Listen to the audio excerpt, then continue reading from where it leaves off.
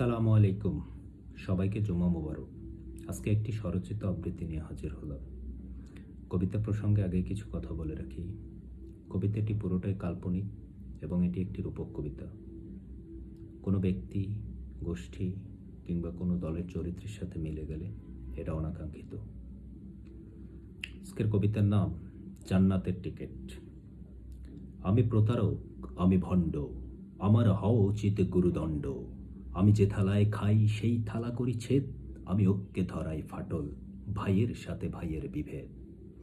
আমি কোটি টাকার টেন্ডার পেতে লাখ টাকা দেই ঘুষ, আমি পৃথিবীর নেশায় উন্মাদ, কভু ফিরিবে না আমার হুঁশ।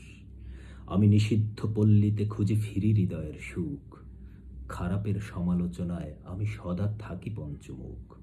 শকুন তীক্ষ্ণ নয়ন আমার, সদা খোঁজে অন্যের ভুল, আমি নিজেকে খুঁজিতে ব্যর্থ বারে বারে, নিজের দিকে তুলি না কভু আঙুল। আমি রঙিন গ্লাসে চুমুকে চুমুকে রাত করে দেই ভোর, আমার মাতাল মগজে মনে হয় যেন সবাই মদখোর।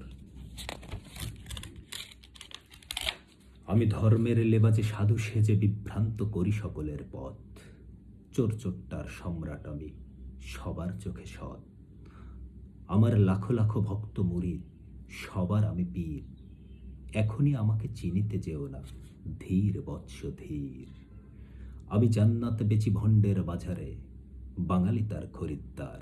দাড়িপাল্লায় মেপে মোল্লা পুরোহিত, চালায় সুদের কারবার।